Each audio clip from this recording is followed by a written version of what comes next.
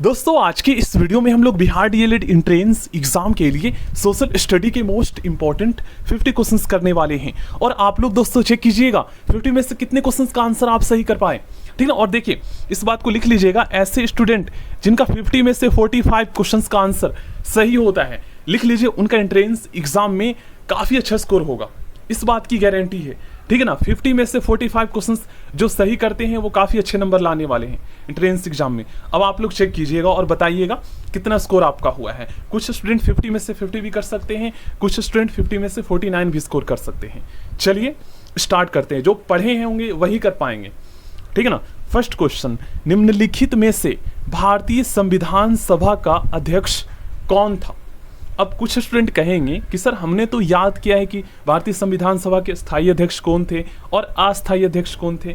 तो एक चीज़ यहाँ पर आप लोग नोटिस करेंगे कि देखिए अगर अस्थायी अध्यक्ष पूछा होता तो यहाँ पर ऑप्शन में डॉक्टर सच्चिदानंद सिन्हा भी होते, लेकिन वो नहीं है यहाँ पर ऑप्शन में। तो इसका मतलब ये है कि स्थायी अध्यक्ष पूछा गया है, जिसे अध्यक्ष भी कहेंगे, ठीक ना। तो ये थे डॉक्टर राजेंद्र प्रसाद, जो कि भारत के राष्ट्रपति, प्रथम राष्ट्रपति भी बने थे आगे जाकर। नेक्स्ट क्वेश्चन करते हैं, भारतीय संविधान कब लागू हुआ था। 26 जनवरी 1950 को बनकर तैयार हुआ था, 26 नवंबर 1949 को। भारत के संविधान का निर्माता किसे माना जाता है, डॉक्टर बी.आर. अम्बेडकर जी को। भारतीय संविधान बनाने में संविधान सभा ने कितना समय लिया था, 2 वर्ष 11 महीने 18 दिन। आगे क्वेश्चन का लेवल बढ़ेगा, स्टार्टिंग में थोड़ा इजी क्वेश्चन है। देखिए, हम भारत के लोग शब्दों का प्रयोग भारतीय संविधान में कहाँ किया गया है, भारतीय संविधान का प्रस्तावना में। नेक्स्ट क्वेश्चन, भारतीय संविधान में संवर्ती सूची किसके संविधान से ली गई है। काफी इंपॉर्टेंट क्वेश्चन है और इसमें कुछ स्टूडेंट कंफ्यूज हो जाते हैं। देखिए, भारतीय संविधान में संवर्ती सूची ये जो है ना, ये ऑस्ट्रेलिया के संविधान से लिया गया है। कुछ स्टूडेंट कनाडा लगा देते हैं, कनाडा से संघीय व्यवस्था लिया गया है, ठीक ना। और न्यायिक पुनरावलोकन, जिसे इंग्लिश में जुडिशियल रिव्यू कहा जाता है, मौलिक अधिकार, ये संयुक्त राज्य अमेरिका से लिया गया है, ठीक ना। और जर्मनी के बीमर संविधान से वो भारत में राष्ट्रीय आपातकाल की जो व्यवस्था है ये लिया गया है, याद कीजिएगा। देखिए एक क्वेश्चन ये भी पूछा जाता है दोस्तों कि संवर्ती सूची में कितने विषय हैं, राज्य सूची में कितने विषय है, संघ सूची में कितने विषय हैं। तो ये आपको याद कर लेना है। और एक क्वेश्चन ये भी पूछा जाता है कि शिक्षा कौन सी सूची का विषय है। तो शिक्षा जो है ना, ये संवर्ती सूची का विषय है। पहले मैं आपको बता देता हूँ संवर्ती सूची में कितने विषय हैं, याद कर लीजिएगा। देखिए संवर्ती सूची में जो विषय है ये है 52 विषय, सबसे कम संवर्ती सूची में विषय है। और सबसे ज़्यादा जो विषय है ये भी मैं आपको बता देता हूँ। तो सबसे ज़्यादा जो विषय है ये है दोस्तों संघ सूची में, कितने हैं वर्तमान में 100, ठीक ना। उसके बाद दूसरे नंबर पर हमारा आता है राज्य सूची। राज्य सूची में वर्तमान में 61 विषय हैं। तो याद करने का तरीका क्या है मैं आपको बताता हूँ। देखिए सबसे ज़्यादा विषय संघ सूची में है जिसमें 100 है, ठीक ना। उसके बाद राज्य सूची में कितने हैं, तो 61 है। उसके बाद सबसे कम जो है ये है संवर्ती सूची में, कितने हैं, तो 52 है। और शिक्षा संवर्ती सूची का विषय है, याद कर लीजिएगा। नेक्स्ट क्वेश्चन, भारतीय संविधान में नागरिकता के प्रावधान कब लागू हुए। देखिए भारतीय संविधान में ये जो नागरिकता के प्रावधान है दोस्तों, ये लागू हुए थे 1949 में। 26 नवंबर 1949 को जब भारतीय संविधान तैयार हो गया था ना बनकर, तो उसी टाइम उसको शामिल किया गया था। नेक्स्ट क्वेश्चन, भारतीय नागरिकता नहीं प्राप्त की जा सकती, भारतीय बैंक में धन जमा करके नहीं प्राप्त की जा सकती, बाकी जन्म के द्वारा, देशीकरण द्वारा और किसी भूभाग के सम्मिलन द्वारा प्राप्त किया जा सकता है। नेक्स्ट क्वेश्चन, भारतीय संविधान का अनुच्छेद 32 निम्नलिखित में से किससे संबंधित है। दोस्तों भारतीय संविधान का अनुच्छेद 32 जो है ये संवैधानिक उपचारों का अधिकार से संबंधित है। और इसे ही दोस्तों डॉक्टर बी.आर. अम्बेडकर जी ने संविधान के हृदय और आत्मा की संज्ञा दी है। तो आपसे ये अधिकार भी पूछ सकता है, ये हमारा मौलिक अधिकार है, ठीक ना। और ये भी पूछा जा सकता है कि किस अनुच्छेद को कहा है, तो अनुच्छेद 32 को, ठीक ना। इसमें जो है कुल 5 प्रकार के रिट जारी किए जाते हैं, ये भी पता होना चाहिए अनुच्छेद 32 के द्वारा, ठीक है ना। जब हमारे मौलिक अधिकारों का हनन होता है तो उसके बचाव के लिए, आई होप आप लोग समझे होंगे। शिक्षा का अधिकार एक मौलिक अधिकार बन गया, कब बन गया, तो शिक्षा का अधिकार एक मौलिक अधिकार जो है ये 1 अप्रैल 2010 को बना, 1 अप्रैल 2010 को। चलिए आगे बढ़ते हैं। निजता का अधिकार किसके अधीन आता है।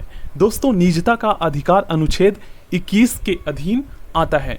और एग्जाम में दोस्तों एक क्वेश्चन अक्सर पूछे जाते हैं कि राष्ट्रीय आपातकाल के दौरान जो है ना, कौन से अनुच्छेद को निलंबित नहीं किया जा सकता है।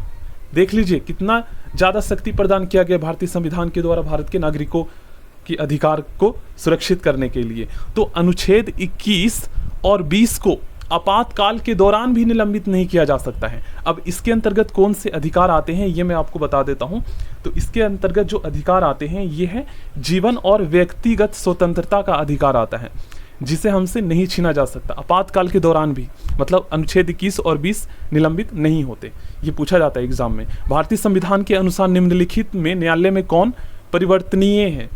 तो ये है हमारा मौलिक अधिकार, जिसे मूल अधिकार भी कहते हैं। भारतीय संविधान के किस अनुच्छेद में भारतीय नागरिकों के मूल कर्तव्य शामिल है? तो ये दोस्तों 51A में, अगर भाग पूछा जाए तो 4A में, ठीक है ना, याद कर लीजिएगा। और एक क्वेश्चन ये पूछा जाता है दोस्तों कि कौन से संविधान संशोधन के द्वारा, ठीक ना, मौलिक कर्तव्यों को जो है या मूल कर्तव्यों को भारतीय संविधान में शामिल किया गया था? तो ये बहुत ही इंपॉर्टेंट संशोधन है।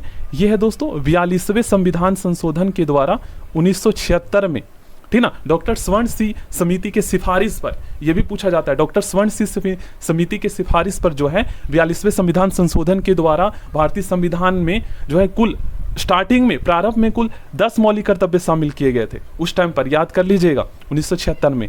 उसके बाद दोस्तों एक क्वेश्चन ये पूछा जाता है कि 11वां मौलिक कर्तव्य कब शामिल किया गया, कौन से संशोधन के द्वारा? तो 86वें संविधान संशोधन के द्वारा सन 2002 में जो है 11वां मौलिक कर्तव्य भारतीय संविधान में शामिल किया गया था। और एक क्वेश्चन ये भी पूछा जाता है कि 11वां मौलिक कर्तव्य कौन सा है? तो 6 to 14 ईयर्स तक के सभी बच्चों को जो है ना शिक्षा मुहैया कराना ये माता पिता की जिम्मेदारी होगी। ये मौलिक कर्तव्य है, ठीक ना, और इसे मौलिक अधिकार के अंतर्गत भी रखा गया है, ठीक ना। तो इसीलिए जो है ये सारे क्वेश्चंस आते हैं, याद कर लीजिएगा। चलिए आगे बढ़ते हैं। राज्य के नीति निर्देशक सिद्धांतों के निम्नलिखित अनुच्छेदों में कौन सा अंतर्राष्ट्रीय शांति और सुरक्षा से संबंधित है? फिर से पढ़ता हूँ। राज्य के नीति निर्देशक सिद्धांतों के निम्नलिखित अनुच्छेदों में से कौन सा अंतर्राष्ट्रीय शांति और सुरक्षा से संबंधित है? तो यह है दोस्तों अनुच्छेद 51, ठीक ना, अनुच्छेद 51। चलिए आगे बढ़ते हैं। नेक्स्ट क्वेश्चन, राज्य के नीति निर्देशक सिद्धांतों को किस देश के संविधान से प्रेरणा लेकर व्युत्पन्न किया गया है? तो यह है दोस्तों आयरिश संविधान से। चलिए आगे बढ़ते हैं। भारतीय गणराज्य में वास्तविक कार्यकारी प्राधिकार निम्नलिखित में से किसके पास होता है? तो वास्तविक जो कार्यकारी प्राधिकार जो है ना, ये होता है दोस्तों मंत्री परिषद के पास। मंत्री परिषद जिसके अंतर्गत सभी मंत्री आते हैं, प्रधानमंत्री, शिक्षा मंत्री, स्वास्थ्य मंत्री, रक्षा मंत्री, ठीक ना। भारत में राष्ट्रपति के चुनाव संबंधित विवाद के मामले को निम्नलिखित में से किसके पास भेजा जाएगा?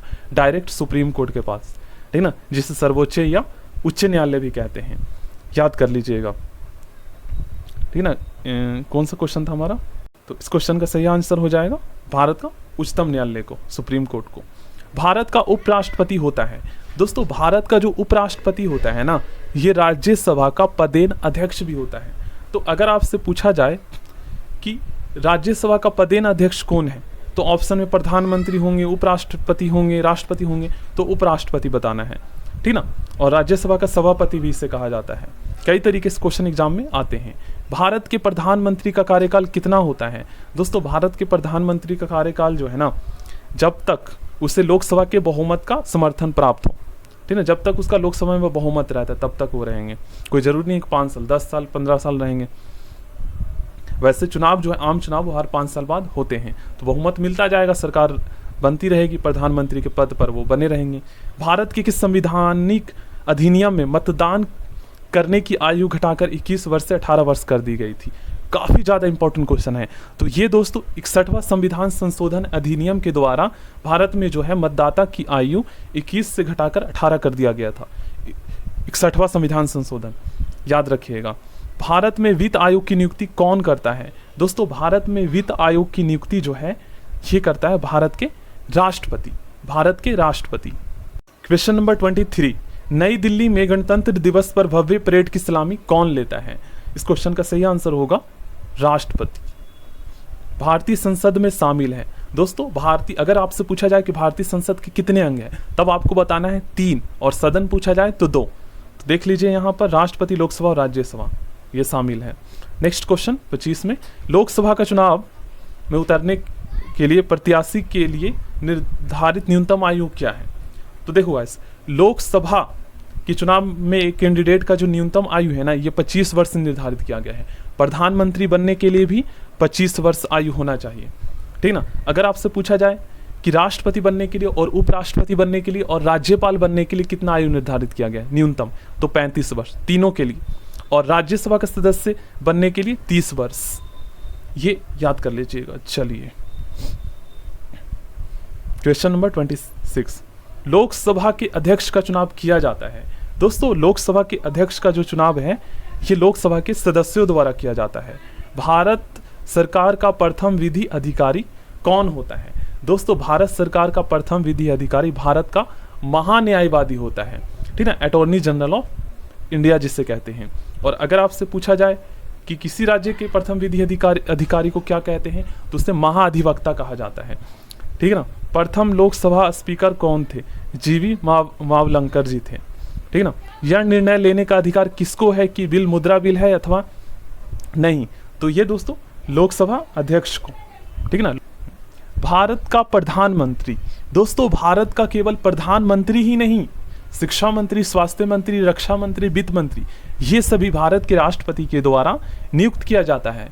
कुछ स्टूडेंट कहेंगे कि सर ये तो चुने जाते हैं चुनाव में, जो कि 5 साल में 5 साल में जो लोकसभा का चुनाव होता है। तो देखिए, एज अ सांसद के रूप में जो है ना, एज अ सांसद के रूप में ये सभी मंत्री जो है वो चुनाव जीत कर आते हैं, मतलब चुने जाते हैं जनता के द्वारा। लेकिन रक्षा मंत्री किसे बनाया जाए, शिक्षा मंत्री किसे बनाया जाए, प्रधानमंत्री किसे बनाया जाए, ये वहाँ पर जो लोकसभा के सदस्य होते हैं उनमें आम सहमति होती है और उस प्रस्ताव को राष्ट्रपति के पास भेजा जाता है और वैधानिक तरीके से जो है उनको नियुक्त किया जाता है, ठीक है ना। ये प्रोसेस पता होना चाहिए। चलिए आगे बढ़ते हैं। निम्नलिखित में से किसे लोकसभा को स्थगित करने का अधिकार प्राप्त है? तो लोकसभा को स्थगित करने का जो अधिकार प्राप्त है ना, ये है दोस्तों लोकसभा के अध्यक्ष को। निम्नलिखित में से कौन सा राज्य राज्यसभा में सदस्यों की अधिकतम संख्या भेजता है? दोस्तों इस राज्य का नाम है उत्तर प्रदेश, ठीक ना। चलिए, केवल लोकसभा में ही नहीं, लोकसभा में भी, राज्यसभा में भी। अगर आपसे पूछा जाए कि सबसे ज़्यादा लोकसभा, सबसे ज़्यादा राज्यसभा, सबसे ज़्यादा विधानसभा, सबसे ज़्यादा विधान परिषद की सीटें कहाँ हैं, तो वो उत्तर प्रदेश में ही है, क्योंकि जनसंख्या ज़्यादा है, तो जनसंख्या के हिसाब से भी सीटें आरक्षित की गई हैं, ठीक ना। चलिए आगे बढ़ते हैं। भारत के संसद में सत्र के दौरान शून्यकाल की अधिकतम अवधि कितना निर्धारित किया गया है? तो शून्यकाल की जो अधिकतम अवधि है दोस्तों, ये निर्धारित किया गया है 1 घंटे का। अगर आपसे पूछा जाए कि संसदीय व्यवस्था में शून्यकाल किसकी देन है, तो भारत की देन है, ये भी आपको पता होना चाहिए, ठीक ना। प्रश्नकाल के बाद का समय शून्यकाल होता है। किसी सूची में शामिल विषयों पर केंद्र और राज्य सरकार दोनों द्वारा कानून बनाया जा सकता है, ये कौन सा सूची है? तो इस सूची का नाम है दोस्तों संवर्ती सूची। और याद कीजिए संवर्ती सूची में कितने विषय है, तो मैंने आपको बताया सबसे कम संवर्ती सूची में विषय है जिसमें 52 विषय हैं। अगर आपसे पूछा जाए कि संघ सूची या कह सकते हो केंद्र सूची, तो इसमें 100 विषय है वर्तमान में, और राज्य सूची में जो है अभी 61 विषय है। याद कर लीजिएगा इन्हें आप लोग। चलिए आगे बढ़ते हैं। धन विधेयक का प्रावधान संविधान के किस अनुच्छेद में है? दोस्तों काफी ज्यादा इंपॉर्टेंट क्वेश्चन है। तो देखिए, धन विधेयक का जो प्रावधान है ना, ये दोस्तों भारतीय संविधान के अनुच्छेद 110 में है। नेक्स्ट क्वेश्चन, किस सदन के सदस्यों द्वारा बहुमत से अविश्वास प्रस्ताव पास होने पर मंत्री परिषद को त्यागपत्र देना पड़ेगा? किस सदन के सदस्यों द्वारा? तो इसका सही आंसर होगा लोकसभा के सदस्यों द्वारा, ठीक ना। बहुमत से अगर अविश्वास प्रस्ताव पास हो जाता है तो मंत्री परिषद को त्यागपत्र देना पड़ेगा, ठीक है ना। चलिए आगे बढ़ते हैं। लोकसभा का अध्यक्ष अपना त्यागपत्र किसे सौंपता है? लोकसभा का अध्यक्ष जो है अपना त्यागपत्र उपाध्यक्ष को सौंपता है। उच्च मतलब हाई कोर्ट के न्यायाधीश अपने पद पर रहते हैं। दोस्तों हाई कोर्ट के जो न्यायाधीश है ये अपने पद पर रहते हैं। इसका सही आंसर होगा 62 वर्ष की आयु होने तक। नेक्स्ट क्वेश्चन, उच्च न्यायालय हाई कोर्ट के न्यायाधीशों के पद की शपथ किसके द्वारा दिलाई जाती है? तो ये पद की शपथ दिलाई जाती है उच्च न्यायालय के मुख्य न्यायाधीश के द्वारा। क्वेश्चन नंबर 40, सर्वोच्च न्यायालय के न्यायाधीशों को हटाया जा सकता है। इन्हें दोस्तों हटाया जा सकता है पार्लियामेंट के द्वारा, ठीक ना, संसद के द्वारा। चलिए आगे बढ़ते हैं। देखिए आगे क्या पूछा गया है, मुख्यमंत्री की नियुक्ति की जाती है। दोस्तों मुख्यमंत्री की नियुक्ति राज्यपाल के द्वारा किया जाता है। और एक क्वेश्चन मैंने पूछा था कि राज्यपाल की नियुक्ति किसके द्वारा किया जाता है, तो भारत के राष्ट्रपति के द्वारा। और एक क्वेश्चन ये पूछा जाता है दोस्तों कि राज्यपाल को जो है ना पद की शपथ कौन दिलाता है, तो इसमें स्टूडेंट कंफ्यूज होते हैं। तो जो पद की शपथ है ना, ये उस राज्य के उच्च न्यायालय के मुख्य न्यायाधीश के द्वारा, अगर वो ना रहे तो कोई वरिष्ठ न्यायाधीश के द्वारा, ठीक ना। राज्य की वास्तविक कार्यपालिका शक्तियों का प्रयोग किसके द्वारा किया जाता है, तो ये किया जाता है दोस्तों मंत्री परिषद के द्वारा। याद कर लीजिएगा, कुछ स्टूडेंट राज्यपाल लगा देते हैं, मंत्री परिषद अगर ऑप्शन में हो तो मंत्री परिषद ही आपको बताना है, ठीक है ना। चलिए आगे बढ़ते हैं। राज्य में संवैधानिक विफलता होने पर किस धारा का प्रयोग किया जाता है, तो राज्य में आपको पता ही है 356 लगाया जाता है, ठीक है ना। अगर वित्तीय आपातकाल की बात की जाए तो 360 के तहत, और अगर राष्ट्रीय काल की बात की जाए तो 352 के तहत। अभी तक कुल 3 बार आर्टिकल 352 लगा है, मतलब 3 बार राष्ट्रीय आपातकाल लगा है हमारे देश में। एक बार 1962 में, दूसरी बार 1971 में, और तीसरी बार 25 जून 1975 को।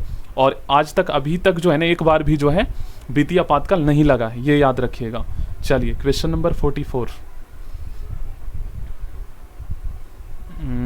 देखिए क्या पूछा गया है। केंद्रीय करों में राज्यों का हिस्सा निश्चित करने वाला प्राधिकरण कौन सा है, तो केंद्रीय करों में राज्यों का हिस्सा निश्चित करने वाला जो प्राधिकरण है, इसका नाम है दोस्तों वित्त आयोग, ठीक है ना। प्रथम भाषाई राज्य किसे बनाया गया, आंध्र प्रदेश को, ये तो आप सभी जानते ही हैं। चलिए आगे बढ़ते हैं। निम्नलिखित में से कौन भारत में संघ राज्य संबंध से संबंधित नहीं है, तो ये नहीं है, इसका सही आंसर होगा इंद्रजीत गुप्ता समिति। बाकी सभी जो है ये संघ राज्य से संबंधित है, जैसे सरकारी आयोग, राजमन्नार आयोग और पुंछी आयोग। नेक्स्ट क्वेश्चन, संघ लोक सेवा आयोग के अध्यक्ष को कौन नियुक्त करता है, दोस्तों संघ लोक सेवा आयोग के अध्यक्ष को नियुक्त करता है भारत के राष्ट्रपति, ठीक है ना, यूपीएससी के अध्यक्ष को। निम्नलिखित में से किसे संसद को संबोधित करने का अधिकार प्राप्त है, तो संसद को क्या कहा गया, संबोधित करने का जो अधिकार है ना, ये प्राप्त है दोस्तों भारत के महान्यायवादी को। महान्यायवादी मतलब अटॉर्नी जनरल ऑफ इंडिया, जो सर्वोच्च विधि अधिकारी होता है भारत का। संबोधित जो है ना राष्ट्रपति भी कर सकता है, ये भी पता होना चाहिए। तो राष्ट्रपति इसमें ऑप्शन में नहीं है, देख लीजिए आप लोग, ठीक है ना। उसी हिसाब से ऑप्शन में जो है दिए जाते हैं। भारतीय संविधान के किस आर्टिकल में निर्वाचन आयोग के लिए प्रावधान किया गया है, तो आर्टिकल 324 के अंतर्गत, याद कर लीजिएगा।